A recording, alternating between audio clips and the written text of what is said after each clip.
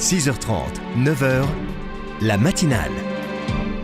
Et Benoît de Sinetti nous a rejoint et j'en suis fort aise. Bonjour. Eh bien moi aussi, bonjour Stéphanie. Alors vous allez revenir sur ce qui s'est passé mardi à Abu Dhabi, une rencontre extrêmement importante, la rencontre du pape François et de l'imam Al-Tayeb.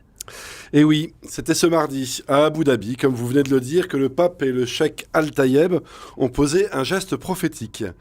Chaque prophète connaît bien la formule évangélique, je vous la cite, Nemo propheta acceptus est in patria sua, ce qui en bon français se traduit par, si vous connaissez, aucun prophète ne trouve un accueil favorable en son pays. C'était l'évangile d'hier. Voilà, déjà sur les forums, on sent un léger frémissement, les forums internet. Le pape a signé avec un représentant de l'islam une déclaration commune.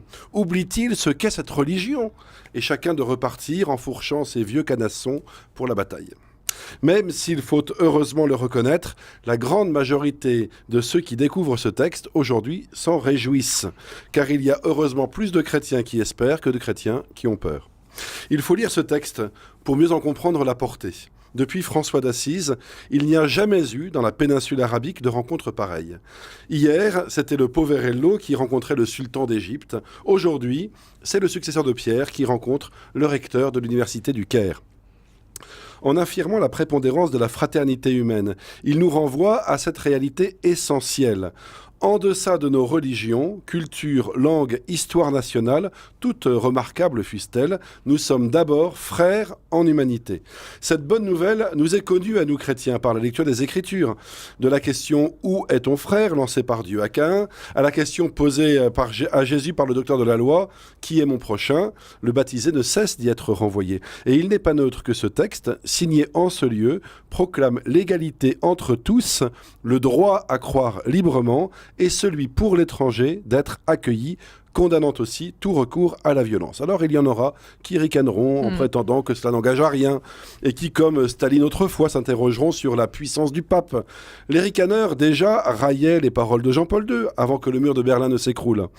Devant 135 000 fidèles, tous migrants, établis aux Émirats, le pape présida aussi l'Eucharistie. Pour la première fois sur cette terre, aux yeux de tous, l'Église se rassemblait pour prier publiquement, posant ainsi un acte de foi dans le Christ qui donne aux hommes la capacité de vivre ce qu'ils promettent, d'incarner ce qu'il déclare.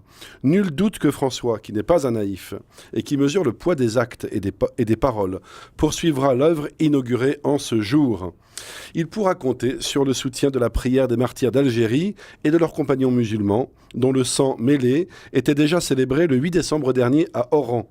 Ce jour-là, en Algérie, pour la première fois depuis longtemps, tous se retrouvaient pour la célébration publique de l'Eucharistie, unissant leurs prières pour la gloire de Dieu et le salut du monde. Merci Benoît de Sinetti.